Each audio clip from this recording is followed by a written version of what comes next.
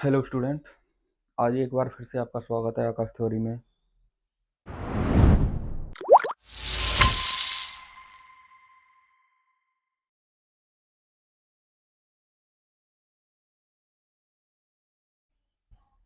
यानी कि अभी हमने आपको चुंबकत्व के बारे में बताया था कि कुछ तो ऐसे होते हैं जिन पे प्रभाव डालती है, ठीक है, और कुछ पदार्थ ऐसे होते हैं जिन पे इसका कोई प्रभाव नहीं पड़ता। जिन पे प्रभाव पड़ता है वो कौन से पदार्थ कहलाते हैं? चुंबक कहलाते हैं, ठीक है। जिनमें चुंबकीय बल काम करता है वो कौन से पदार्थ कहलाएंगे? आपके चुंबक कहलाएंगे।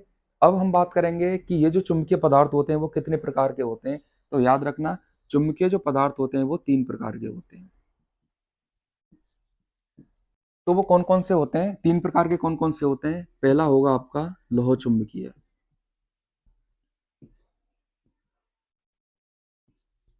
दूसरा होता है आपका समचुंबकीय, और तीसरा होता है आपका प्रतिचुंबकीय या फिर विषम चुंबकीय, ठीक है।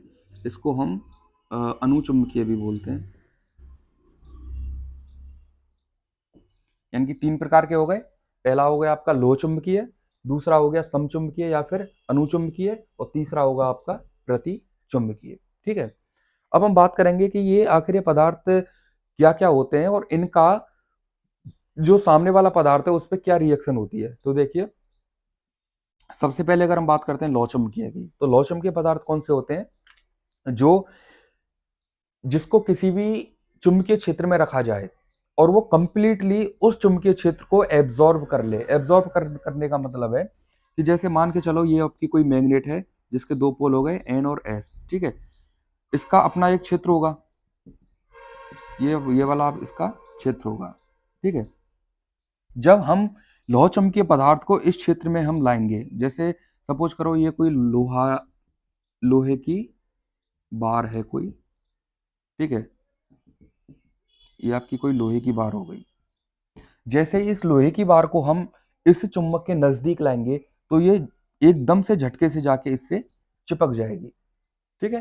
तो ये जो पदार्थ होते हैं ये किस श्रेणी के आते हैं? लौह चुंबकीय श्रेणी के आते हैं। यानी कि जो किसी भी चुंबक के द्वारा जल्दी से आकर्षित हो, वे कौन से पदार्थ कहलाएंगे? आपके लौह चुंबकीय पदार्थ कहलाते हैं। इसमें जैसे कि हम उदाहरण के लिए बात करें तो इसमें कौन कौन सी चीज आएंगी? आपकी लोहा हो गया, ठीक है, स्टील हो गया, यानी कि जिनकी हम चुंबक बना सकते हैं आसानी से, टंगस्टन हो गया, ठीक है, ठीक है।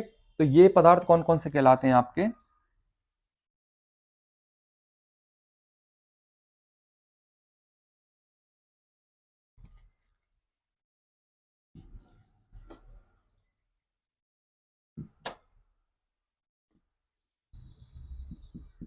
यानी कि लौह चुंबकीय पदार्थ कौन से होंगे आपके? जो किसी चुंबक के द्वारा जल्दी से आकर्षित होते हैं वो कौन से होंगे? लोहा हो गया आपका, स्टील हो गया, टंगस्टन हो गया,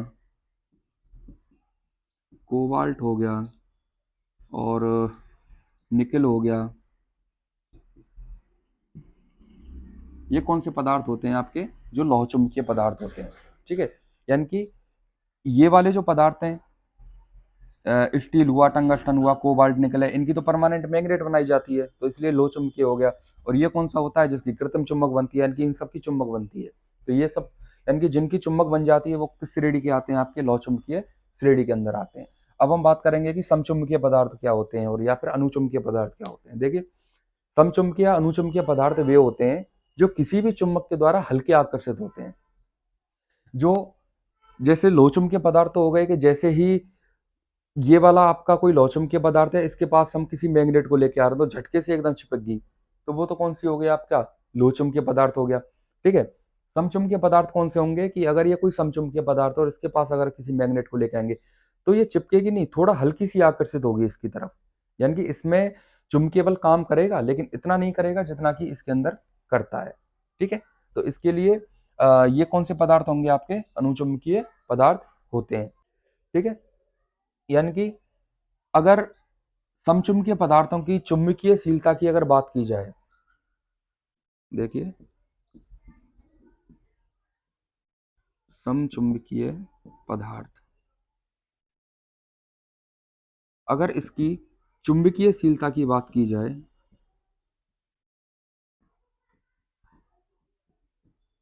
तो वो क्या होती है आपकी इकाई से थोड़ा ज्यादा होती है, बहुत ज्यादा नहीं होती, थोड़ा सा ज्यादा होती है। ठीक है, यानी कि इसकी जो चुंबकीयशीलता होती है वो क्या होती है, इकाई से थोड़ा ज्यादा होती है। इसलिए इनमें जो आने वाले पदार्थ हैं वो क्या होते हैं, चुंबक से थोड़े से आकर्षित होंगे। और वो कौन कौन से होते हैं, जैसे कि आपका एल्यूमिनियम है, ठीक है, प्लेटिनम हो गया आपका, और जैसे कि ऑक्सीजन है, ऑक्सीजन भी इसी का उदाहरण होता है, ईटीसी। ठीक है, यानी कि समचुंबकीय पदार्थ कौन कौन से होते हैं, जिनमें यानी कि जिनकी चुंबकीयशीलता इकाई से थोड़ा ज्यादा होती है और वो चुंबक के द्वारा हल्के आकर्षित होते हैं, वो कौन से पदार्थ कहलाएंगे आपके समचुंबकीय पदार्थ। कौन से होते हैं, वे पदार्थ जिनकी चुंबकीयशीलता इकाई से थोड़ा ज्यादा होती है और किसी चुंबक के द्वारा थोड़े आकर्षित होते हैं, तो वो कौन से पदार्थ होंगे आपके समचुंबकीय पदार्थ, जिनके उदाहरण कौन कौन से, जैसे कि एल्यूमिनियम है और प्लेटिनम हो गया, ऑक्सीजन हो गया, ये किसकी श्रेणी में आएंगे, आपके समचुंबकीय पदार्थों की श्रेणी में आते हैं। ठीक है, तीसरा और आखिरी हम बात करते हैं प्रतिचुंबकीय पदार्थ।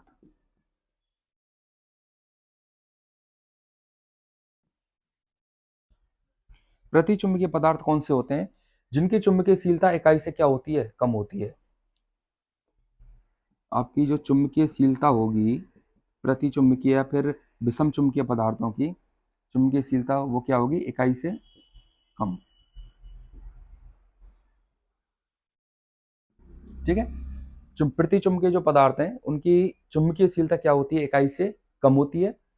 इसीलिए ये जो पदार्थ होंगे ये किसी चुंबक के द्वारा हल्के क्या होते हैं, प्रतिकर्षित होते हैं। यानी कि अगर ये कोई प्रतिचुंबकीय पदार्थ और इसके पास अगर कोई परमानेंट मैग्नेट को लाया जाए तो ये स्थिर नहीं रहेगा और इसकी तरफ हल्का भी आकर्षित नहीं होगा, ये क्या होता है, हल्का सा प्रतिकर्षित होता है। इसलिए कौन से पदार्थ होते हैं आपके प्रतिचुंबकीय पदार्थ होते हैं।